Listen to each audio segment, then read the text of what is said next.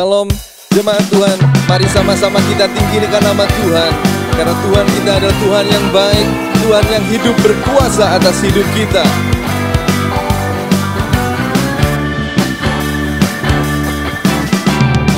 Tiada berkesudahan kasih setiamu Tuhan, selalu baru rahmat-Mu bagiku.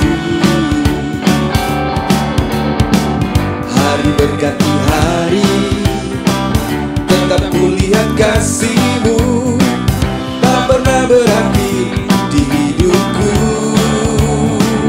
Tuhan Yesus baik, sungguh amat baik, untuk selama-lamanya.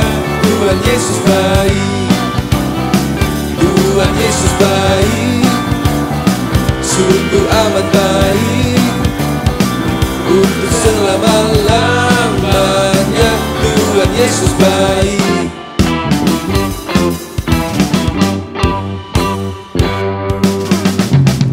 Tiada berkesudahan kasih setiamu Tuhan, selalu baru rahmat-Mu bagiku. Hari berganti hari, tetap kulihat kasih-Mu, tak pernah berakhir di hidupku. Tuhan Yesus baik, sungguh amat baik, untuk selama-lamanya. Tuhan Yesus baik, Tuhan Yesus baik, sungguh amat baik, untuk selama-lamanya. Tuhan Yesus baik. Tuhan Yesus baik atas kehidupan kita. Buat saudara di rumah, dimanapun saudara berada, bahwa Tuhan itu selalu baik. Yesus baik bagimu, Yesus baik bagiku, dulu, sekarang, dan selamanya. Dia sungguh baik. Yesus baik bagimu, Yesus baik bagiku, dulu, sekarang, dan selamanya. Dia sungguh baik. Tuhan Yesus baik, sungguh amat baik, untuk selama-lamanya. Tuhan Yesus baik, Tuhan Yesus baik, sungguh amat baik, untuk selama-lamanya. Tuhan Yesus baik, dari selama-lamanya sampai selama-lamanya, untuk selama-lamanya. Tuhan Yesus baik.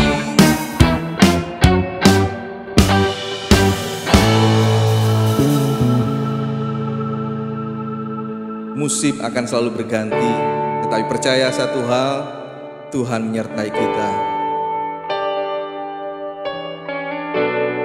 Terima kasih Tuhan. Musim akan selalu berganti, kasih Tuhan tetap abadi, tak akan berubah sampai selamanya. Ku tetap percaya, ku yakin Tuhan memberkati, ku yakin Tuhan melindungi.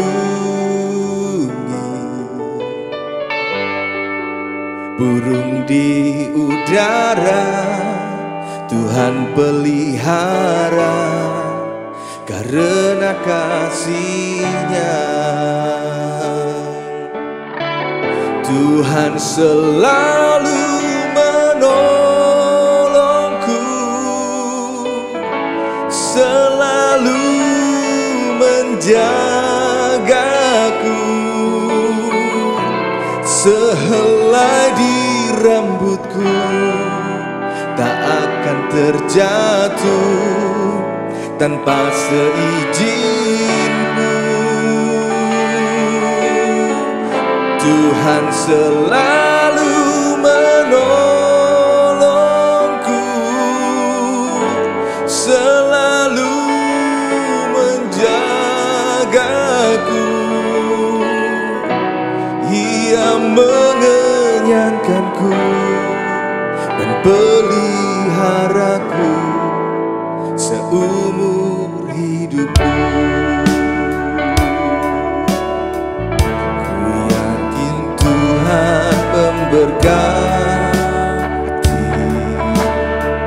ku yakin Tuhan melindungi.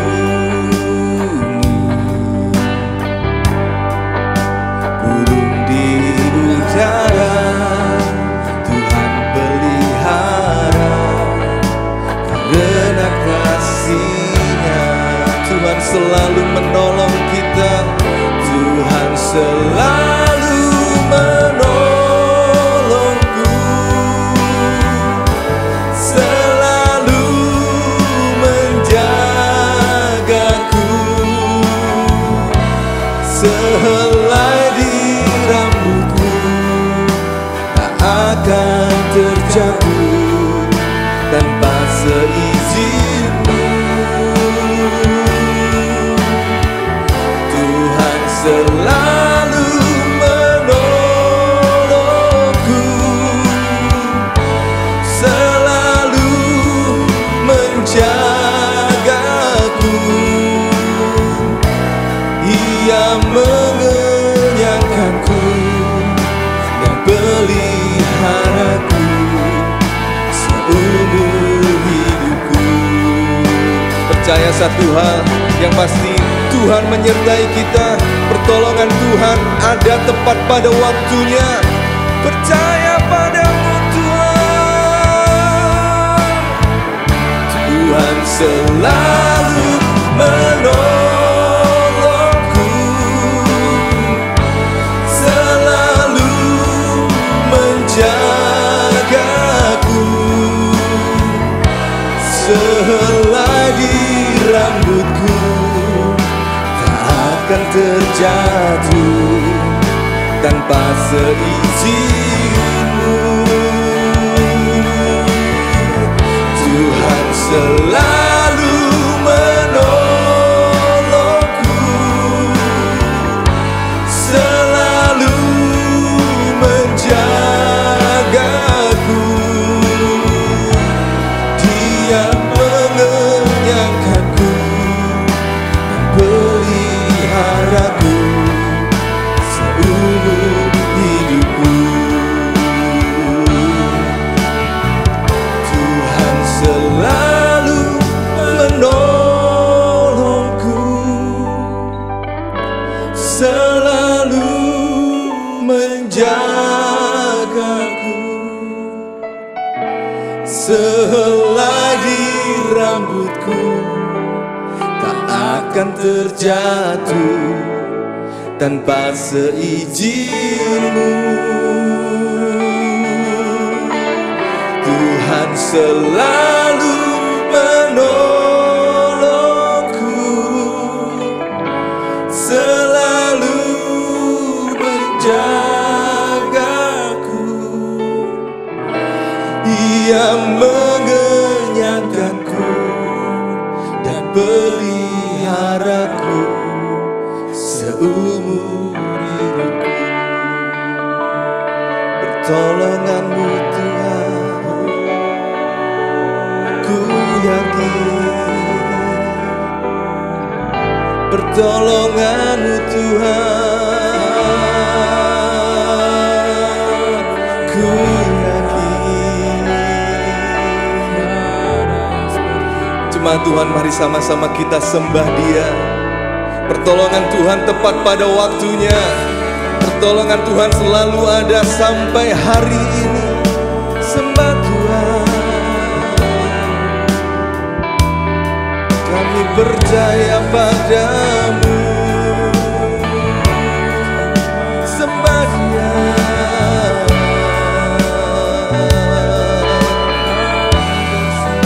Satu hal yang pasti, satu hal yang pasti, pengharapan di dalam-Mu Tuhan. Terima kasih Tuhan, terima kasih Yesus. Angkat suaramu, sembah Dia, muliakan nama Dia.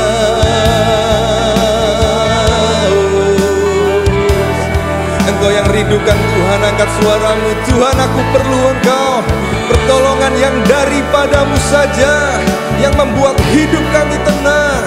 Pengharapan di dalam-Mu saja, yang membuat hidup kami penuh dengan kemenangan. Katakan cuma Tuhan, haleluya.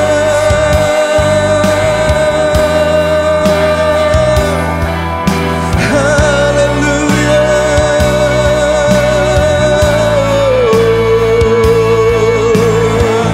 Mari berseru, katakan haleluya. Haleluya. Haleluya.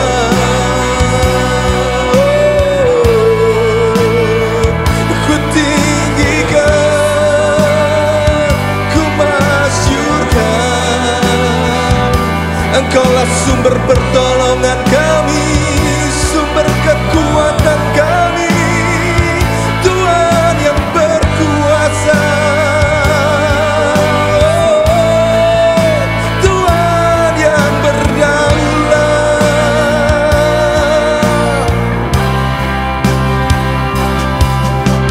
Nyanyi dan bersoraklah bagi Dia, puji dan hormat, kuasa bagi Raja.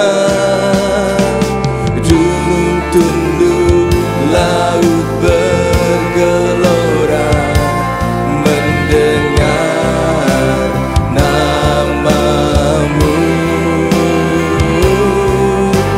Ku bersuka atas perbuatan-Mu, selamanya ku kasihi Engkau Tuhan. Tiada janji seperti yang ada pada.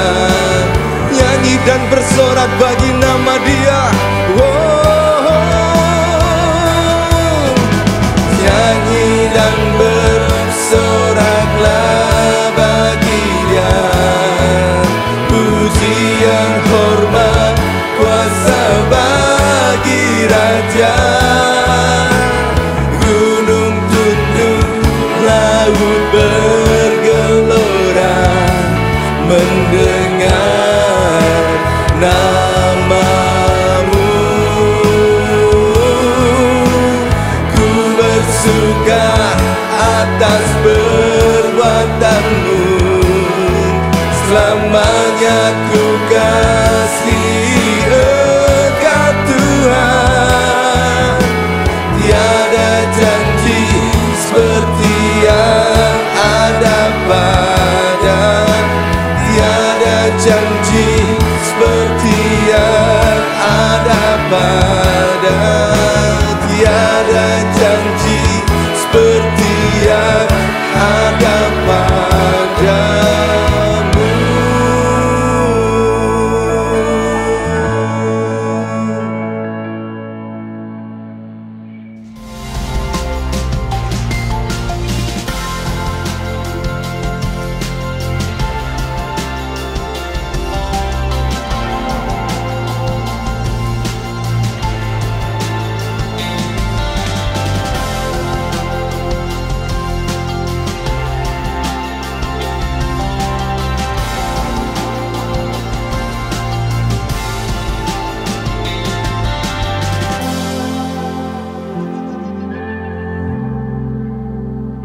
Pandemi COVID-19 mengakibatkan berbagai perubahan di dalam kehidupan kita.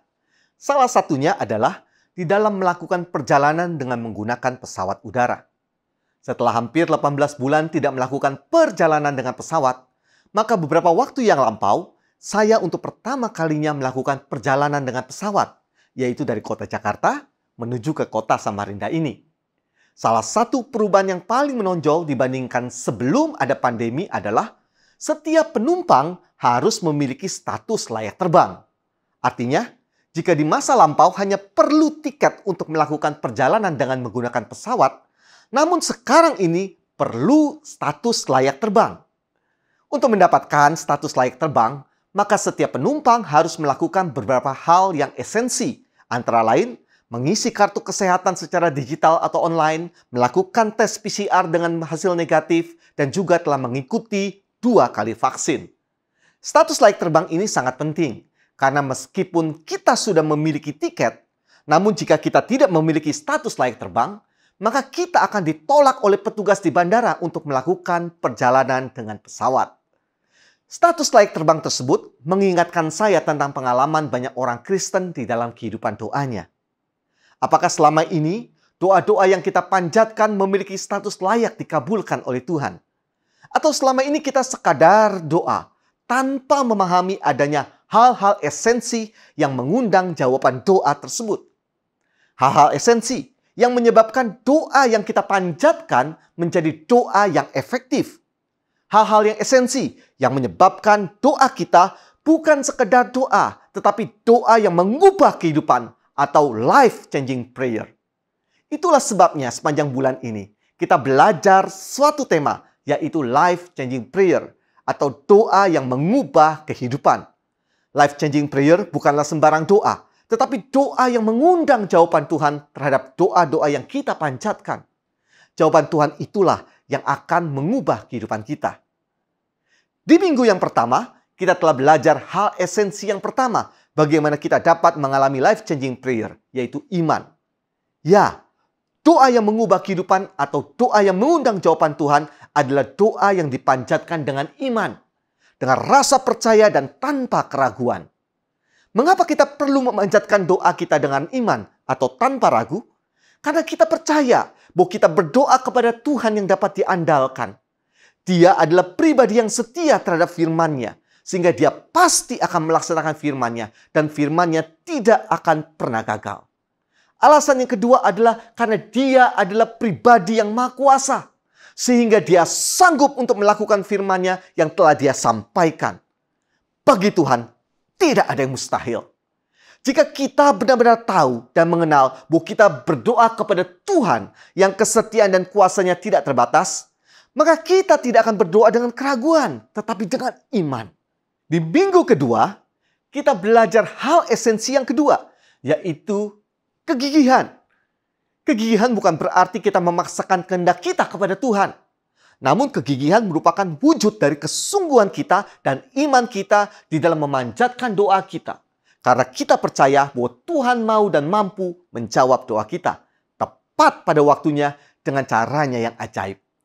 Sedangkan pada minggu yang lampau, kita telah belajar hal esensi yang ketiga yang dapat mengundang jawaban doa atau life-changing prayer, yaitu kesatuan.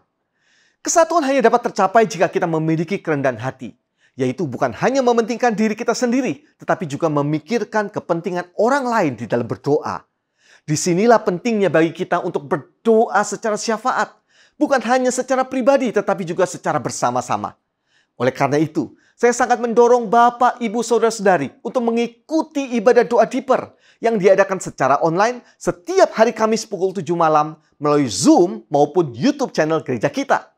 Di dalam doa Deeper, kita akan bersama-sama berdoa syafaat bagi bangsa kita, bagi gereja kita, khususnya bagi jemaat yang sedang mengalami berbagai pergumulan di masa-masa yang tidak mudah seperti saat ini.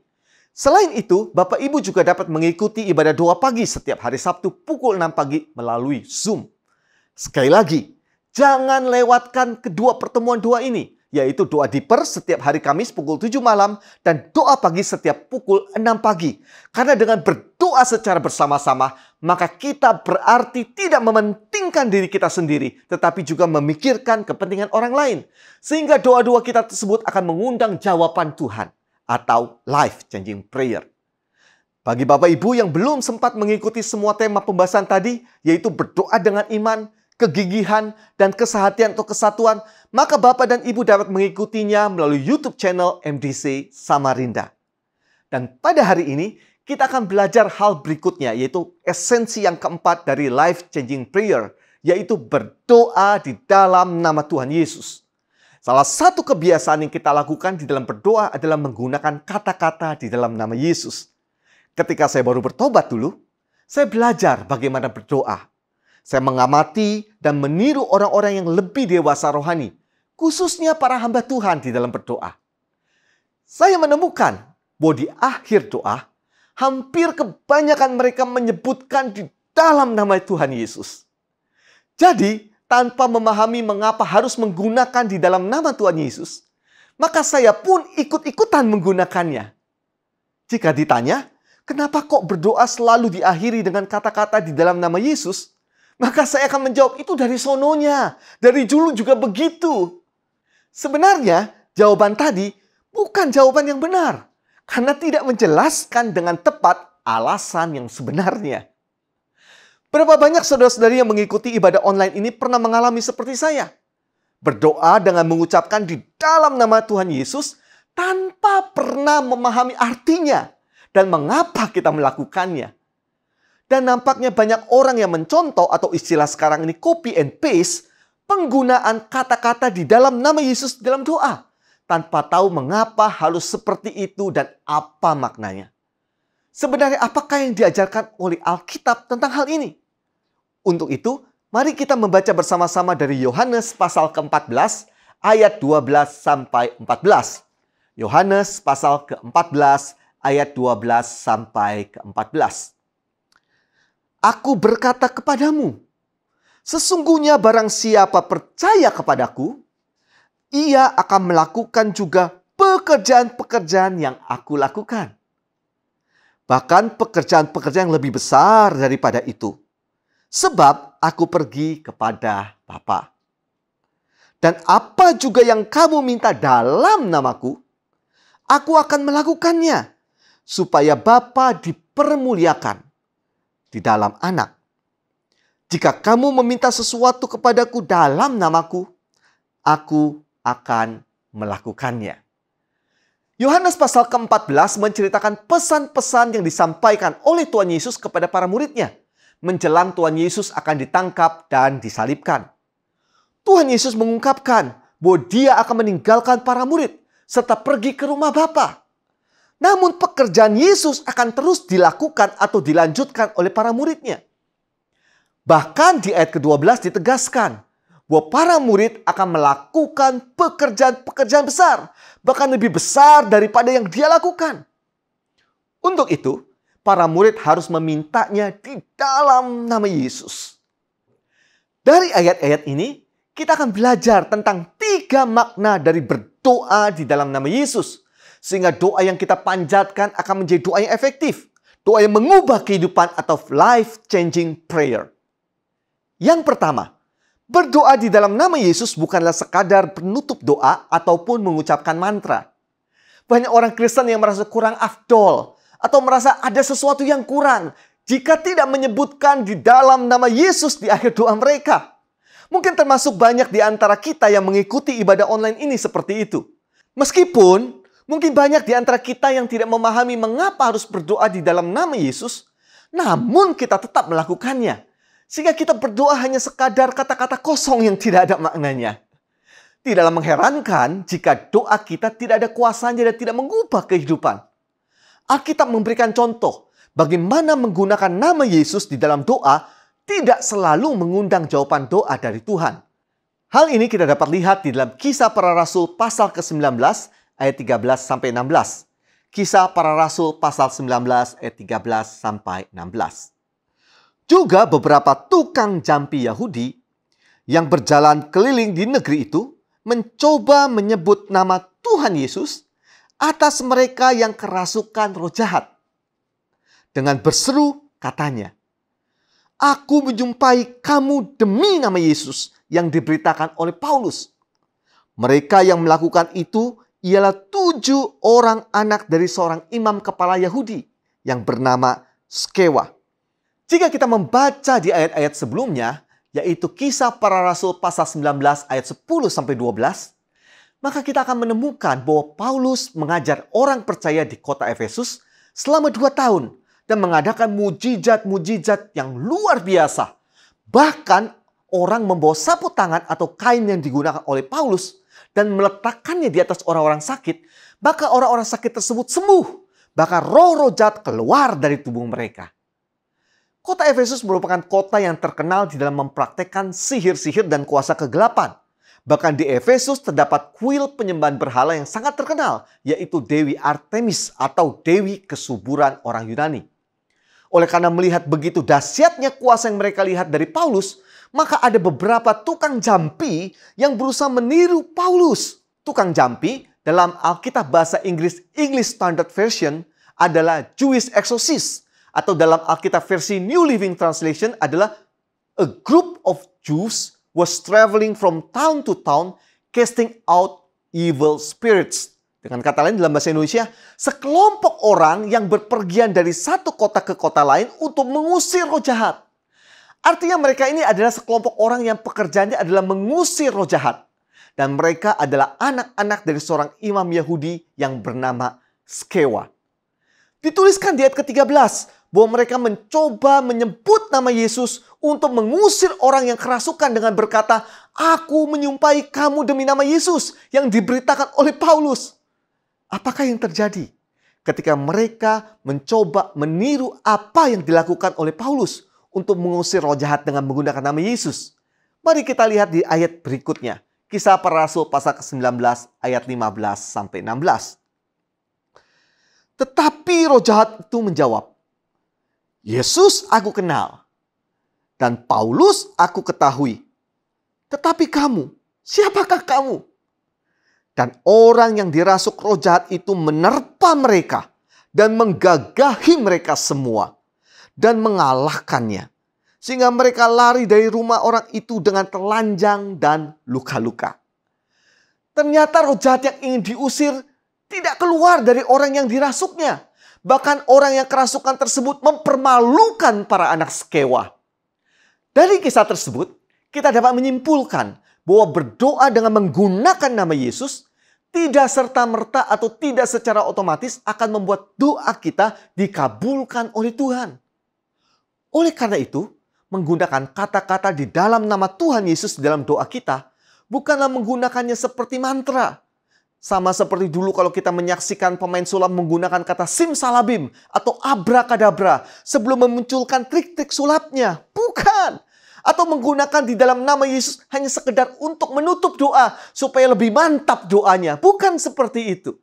Menggunakan kata-kata di dalam nama Yesus di dalam doa kita sebenarnya untuk memposisikan sikap hati kita secara tepat ketika kita berdoa.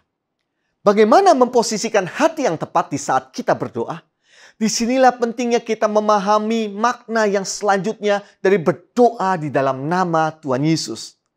Makna selanjutnya dari berdoa di dalam nama Tuhan Yesus adalah berdoa dengan memiliki relasi yang erat dengan Yesus. Saya ulangi. Makna selanjutnya dari berdoa di dalam nama Tuhan Yesus adalah berdoa dengan memiliki relasi yang erat dengan Yesus. Hal ini ditegaskan oleh Tuhan Yesus di dalam Yohanes pasal ke-14 ayat 12 sampai 13. Yohanes pasal ke-14 ayat 12 sampai 13. Aku berkata kepadamu, sesungguhnya barang siapa percaya kepadaku, ia akan melakukan juga pekerjaan-pekerjaan yang aku lakukan. Bahkan pekerjaan-pekerjaan yang lebih besar daripada itu. Sebab aku pergi kepada Bapa. Dan apa juga yang kamu minta dalam namaku, aku akan melakukannya. Supaya Bapa dipermuliakan di dalam Anak. Jika kita memperhatikan kalimat di ayat ke-13, yaitu, dan apa juga yang kamu minta dalam namaku, aku akan melakukannya. Yang menjadi pertanyaan di sini adalah, siapakah yang dimaksud dengan kata kamu di sini? Apakah semua orang? Apakah siapa saja? Atau hanya khusus orang Yahudi? Bukan. Bukan semua orang, namun mereka yang disebutkan di ayat ke-12. Yaitu, sesungguhnya barang siapa percaya kepadaku. Jadi kita dapat menyimpulkan bahwa Yesus tidak melakukan permintaan semua orang yang berdoa di dalam namanya. Namun, Yesus akan melakukan permintaan orang yang percaya kepadanya ketika mereka meminta di dalam nama Yesus. Dengan kata lain, berdoa di dalam nama Tuhan Yesus berarti menyadarkan kita tentang pentingnya berdoa dengan memiliki relasi yang akrab dengan Dia. Mengapa kita perlu berdoa dengan memiliki relasi akrab dengan Yesus? Karena Yesus adalah satu-satunya jalan untuk datang kepada Bapa. Di dalam Yohanes pasal ke-14 ayat ke-6, Tuhan Yesus dengan tegas mengatakan, "Akulah jalan dan kebenaran dan hidup. Tidak ada seorang pun yang datang kepada Bapa kalau tidak melalui aku." Kita perlu menyadari bahwa dosa manusia merupakan penghalang atau penyebab utama rusaknya relasi antara manusia dengan Allah. Namun Kristus di dalam kematiannya menanggung segala dosa kita, sehingga setiap kita yang percaya kepadanya akan mengalami pengampunan dosa dan mengalami pemulihan relasi dengan Allah. Jadi, memiliki relasi yang erat dengan Tuhan Yesus yang menjadi mediator atau pembela kita akan menolong kita, bukan hanya memberikan kesempatan kepada kita untuk datang kepada Allah di dalam doa, tetapi juga memungkinkan segala doa kita didengar dan dijawab oleh Tuhan. Hal ini dapat kita lihat di dalam Roma pasal 8 ayat 33 sampai 34 sebagai berikut. Roma pasal ke-8 ayat 33 sampai 34. Siapakah yang akan menggugat orang-orang pilihan Allah? Allah yang membenarkan mereka? Siapakah yang akan menghukum mereka? Kristus Yesus yang telah mati, bahkan lebih lagi yang telah bangkit, yang juga duduk di sebelah kanan Allah, yang malah menjadi pembela bagi kita. Apakah maksudnya Tuhan Yesus menjadi pembela bagi kita? Seperti yang ditulis di ayat 34 ini. Kata pembela jika kita melihat dalam Alkitab bahasa Inggris yaitu versi English Standard Version, sebenarnya lebih menjelaskan tentang apa yang Tuhan Yesus lakukan bagi kita. Yang dituliskan sebagai berikut. Christ Jesus is the one who died. More than that, who was raised, who is at the right hand of God, who indeed is interceding for us. Jadi maksudnya pembela di sini adalah perantara atau dalam konteks hukum adalah pengacara. Seperti kalau seseorang tersangkut masalah hukum, maka yang bersangkutan akan menyewa seorang pengacara untuk membela kasusnya. Jika pengacara tersebut adalah pengacara yang handal, maka pengacara tersebut akan membantu yang bersangkutan untuk memenangkan kasus dan membuat dia lolos dari jeratan hukum. Hanya saja, perbedaan Tuhan Yesus dengan para pengacara tersebut adalah jika kebanyakan pengacara mendapatkan bayaran, bahkan ada yang sangat mahal, maka Tuhan Yesus bukan hanya tidak mendapatkan bayaran, tetapi juga lebih daripada itu, Dialah yang membayar kita dengan darahnya yang mahal, yaitu melalui kematiannya. Perhatikan kata interceding di sini. Kata yang sama yang digunakan dengan intercession, yaitu syafaat. Artinya kata pembela di ayat 34 dapat juga diartikan bahwa Tuhan Yesus bersyafaat bagi kita. Dengan kata lain, Tuhan Yesus bersyafaat bagi kita itu sampai sekarang. Hal inilah yang menyebabkan kita perlu berdoa di dalam nama Yesus. Karena kita memiliki keyakinan bahwa di saat kita berdoa, maka pada saat yang sama Tuhan Yesus bersyafaat bagi kita. Menjadi perantara, pembela kita agar doa-doa kita layak untuk dijawab oleh Bapa di sorga. Di pertengahan abad ke-18 terjadi perang saudara di Amerika Serikat. Yaitu antara mereka yang mendukung perbudakan dan mereka yang anti perbudakan.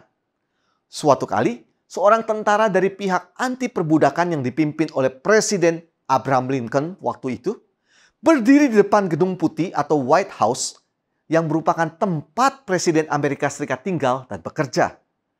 Sang tentara tersebut bermaksud meminta izin kepada Presiden untuk meninggalkan dinas ketentaraannya dan kembali ke rumahnya terlebih dahulu karena istrinya sedang sakit keras. Namun oleh pasukan pengawal presiden, sang tentara itu dilarang masuk untuk menemui presiden. Di saat tentara itu mulai menangis karena putus asa, datanglah seorang anak kecil dan bertanya kepada yang bersangkutan, mengapa dia menangis? Setelah mendengarkan kisah dari tentara tersebut, maka sang anak mengajak tentara tersebut masuk ke Gedung Putih untuk menemui Presiden Abraham Lincoln tanpa ada yang menghalangi mereka. Anak kecil itu adalah Ted Lincoln, anak dari Presiden Lincoln. Berdoa di dalam nama Tuhan Yesus adalah berdoa dengan memiliki relasi yang erat dengan Tuhan Yesus. Karena hanya Yesus yang memiliki akses kepada Bapa. Dan hanya Dialah mediator, sang pembela, sosok yang bersyafaat bagi kita di sebelah kanan Allah Bapa. Sehingga ketika kita berdoa di dalam nama Yesus, kita tahu bahwa kita tidak sendiri dalam menyampaikan doa-doa kita. Dan doa-doa kita menjadi layak atau dilayakkan untuk dijawab oleh karena Kristus. Namun yang menjadi pertanyaan adalah, apakah dengan demikian kita bisa meminta apapun juga seenak-enak kita, bahkan hal-hal yang buruk di dalam nama Yesus, sehingga Tuhan Yesus akan mengabulkannya? Disinilah pentingnya bagi kita untuk memahami makna yang berikutnya atau makna yang ketiga dari berdoa di dalam nama Tuhan Yesus, yaitu berdoa sesuai dengan kehendak Tuhan. Mari kita membaca bersama-sama di dalam Yohanes pasal ke-12 ayat ke-13. Yohanes pasal ke-12 ayat ke-13. Dan apa juga yang kamu minta dalam namaku, aku akan melakukannya, supaya Bapa dipermuliakan di dalam Anak. Kata supaya di sini merupakan kata sambung atau kata penghubung yang menunjukkan sebab akibat. Artinya, apapun yang kita minta di dalam nama Yesus, maka Yesus akan melakukannya sejauh, sekali lagi, sejauh Bapa dipermuliakan. Dengan kata lain, jika apa yang kita minta sesuai dengan kehendak Dia, yaitu memuliakan Bapa di sorga, maka Yesus akan mengabulkannya. Dia pasti akan mengabulkannya. Jadi berdoa di dalam nama Yesus bukan memanjatkan sembarang doa. Berdoa di dalam nama Yesus bukan berarti kita boleh memaksa Tuhan Yesus untuk melakukan apapun yang kita inginkan. Namun, berdoa di dalam nama Yesus berarti berdoa sesuai dengan kehendak Tuhan. Hal ini juga dinyatakan oleh Yohanes di dalam 1 Yohanes pasal ke-5 ayat ke-14 sebagai berikut. 1 Yohanes pasal ke-5 ayat ke-14. Dan inilah keberanian percaya kita kepadanya, yaitu bahwa Ia mengabulkan doa kita jikalau kita minta sesuatu kepadanya menurut kehendaknya. Yang menjadi pertanyaan adalah selama ini doa-doa seperti apakah yang kita panjatkan kepada Tuhan? Apakah yang sesuai kehendak Allah? Atau justru lebih banyak yang sesuai dengan keinginan diri kita sendiri? Berdoa di dalam nama Yesus bukan berarti kita memohon apa saja seenak kita, sembarangan kita. Bukan. Namun ketika kita berdoa, kita harus menyelaraskan kehendak kita dengan kehendak Tuhan. Kehendak kita digantikan dengan kehendak Tuhan. Bagaimana kita bisa berdoa sesuai dengan kehendak Tuhan? Salah satu caranya yang paling mudah adalah kita berdoa sesuai dengan firman Tuhan. Karena di dalam firman Tuhanlah Tuhan menyatakan kehendaknya. Untuk itulah mengapa saya tidak henti-hentinya mendorong Bapak dan Ibu untuk mengikuti doa diper yang diadakan setiap hari Kamis pukul 7 malam. Melalui doa diper ini, jemaat diajak untuk merenungkan firman Tuhan serta berdoa berdasarkan tuntunan firman Tuhan tersebut yang diambil dari kitab Mazmur. Mengapa kitab Mazmur? Karena di dalam kitab Mazmur kita akan menemukan banyak pengalaman, situasi, dan pergumulan yang dihadapi oleh para penulis kitab Mazmur tersebut yang sangat relevan dengan kehidupan manusia di saat ini. Dengan berdoa berdasarkan firman Tuhan dalam kitab Mazmur, saya percaya doa-doa kita menjadi doa yang mengundang jawaban Tuhan. Di waktu-waktu yang lampau, saya mendapatkan kesempatan beberapa kali ke Amerika Serikat dalam rangka menghadiri berbagai seminar di sana, sekaligus melayani beberapa gereja Indonesia yang ada di sana.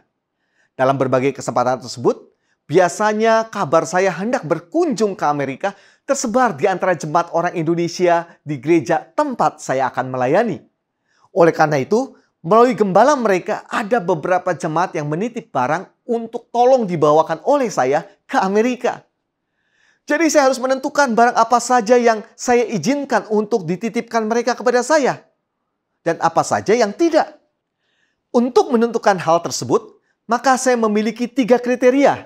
Yaitu yang pertama, seberapa kenal orang yang titip barang itu kepada saya. Jika saya tidak terlalu kenal atau bahkan tidak kenal sama sekali, biasanya saya akan menolaknya.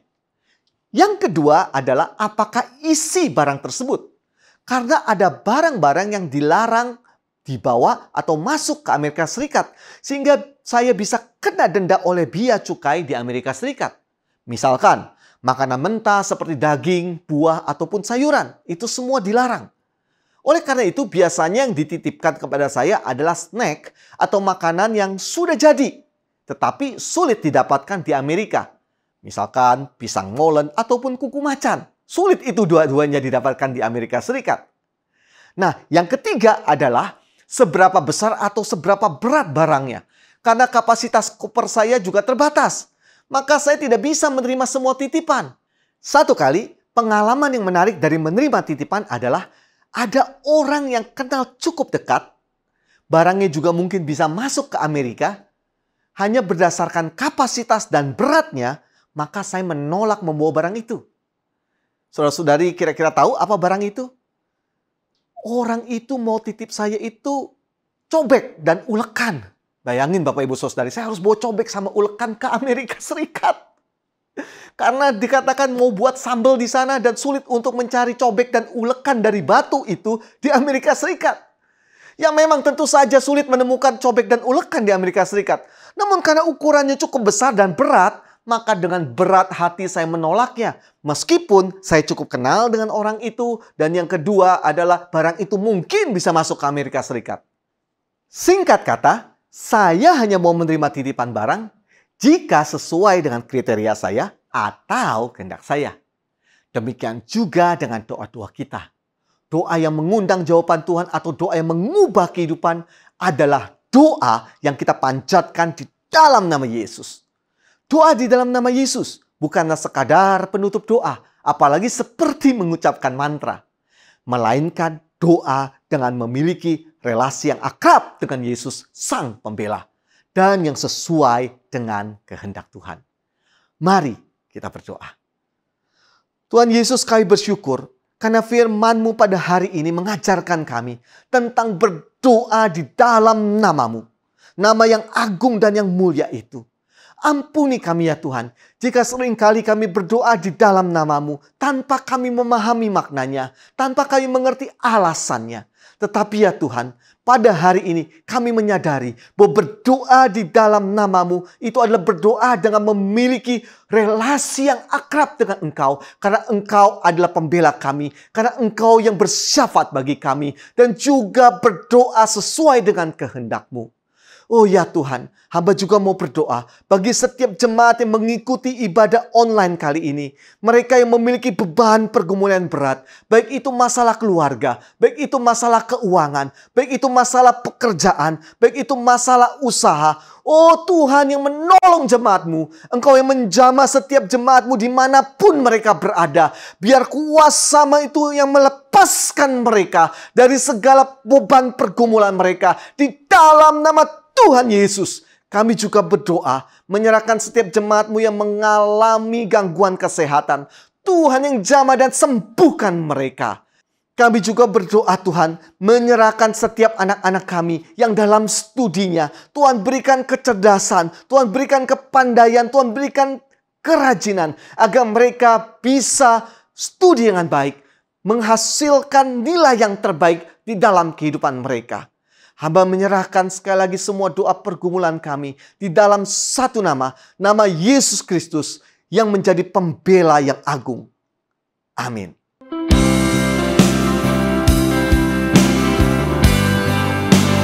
Ku nyanyi haleluya,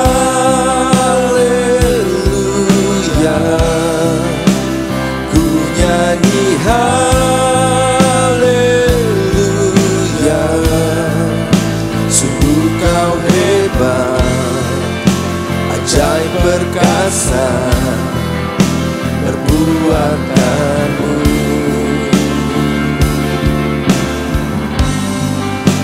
Ku nyanyi haleluya, ku nyanyi haleluya.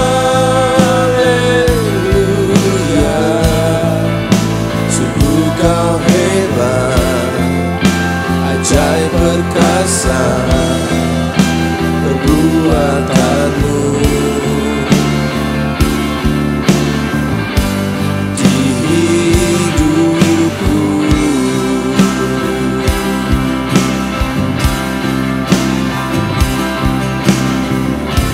Tak usah ku takut, sebab kau sertaku. Tak usah ku bimbang, kau di dalamku. Tak usah ku cemas, kau penghiburku. Saat ku lemah, kau kuatku. Nyanyi haleluya,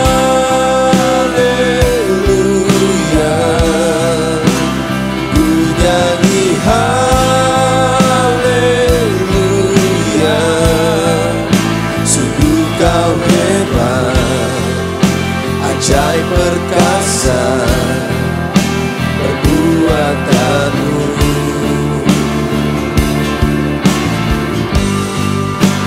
Ku nyanyi haleluya,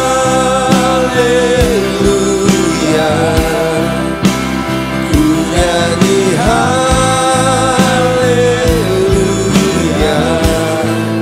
Sungguh kau hebat, ajaib perkasa perbuatanmu. Di hidupku.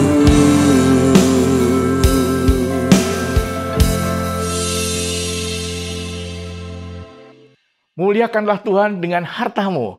Jemaat, mari kita memberikan persembahan kepada Tuhan. Ada yang berkata, susah-susah begini, kita memberikan persembahan. Justru, janda Sarfat, saat dia sedang kesusahan, saat sedang sulit ekonomi, dia memberikan yang terbaik untuk Tuhan. Berikan persembahan melalui hambanya. Apa yang terjadi? Sepanjang hidupnya, dia tidak berkekurangan. Sebab itu, jangan ragu, jangan takut. Berikan kepada Tuhan persembahan kita. Mari kita bersyukur.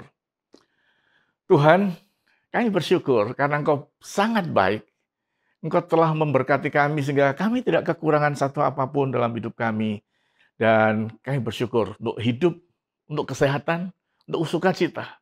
Semua itu datang daripada Tuhan. Sebab itu kami memberikan persembahan syukur kami kepada Tuhan yang kami persembahkan kepadamu dengan sukacita. Demikian juga kami memberikan persembahan persepuluhan yang adalah milik-Mu Tuhan. Sebab kami belajar untuk memberi yang terbaik kepadamu. Terima kasih Tuhan, Engkau memberkati setiap jemaat-Mu yang memberikan dengan sukacita. Haleluya. Jemaat, mari kita akhiri ibadah kita. Dan kiranya Tuhan, Allah yang baik, menyertai hidup kita. Mari kita berdoa. Damai sejahtera Allah, sukacita dan anugerah Tuhan Yesus, serta perlindungan serta penyertaan Roh Kudus akan menyertai hidupmu. Tuhan memberkati pekerjaanmu, rumah tanggamu, studimu, bahkan kandunganmu. Tuhan akan memberikan secara limpah apa yang menjadi kebutuhan kita. Karena Tuhan yang baik, yang kita sembah adalah Allah yang setia. Di dalam nama Tuhan Yesus Kristus kami berdoa. Haleluya. Amin. Tuhan berkati.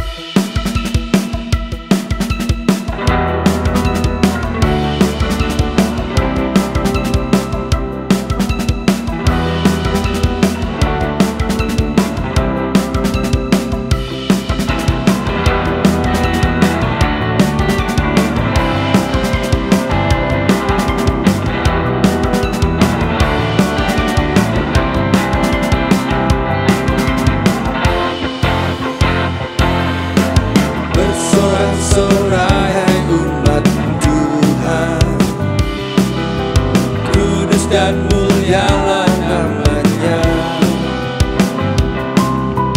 Besarlah kasih-Nya, ajaib perbuatan-Nya,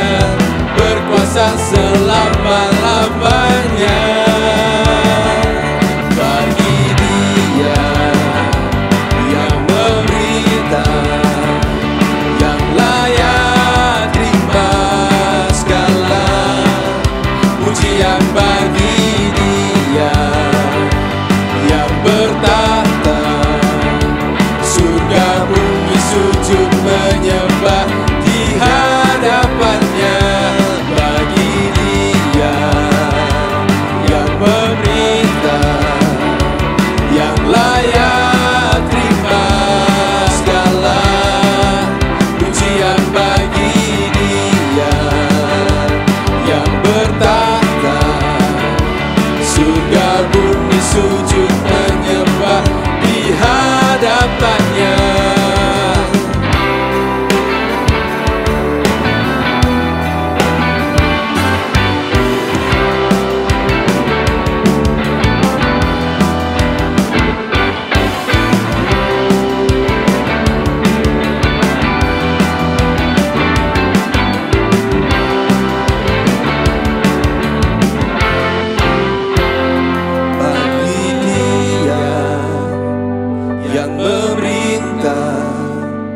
Yang layak terima segala pujian bagi Dia yang bertahta, surga bumi sujud menyembah di hadapannya.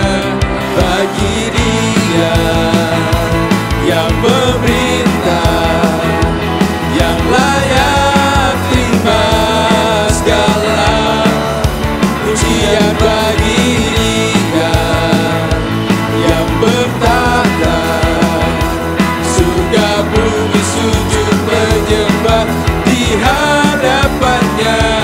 Bagi Dia yang memerintah, yang layak terima segala pujian bagi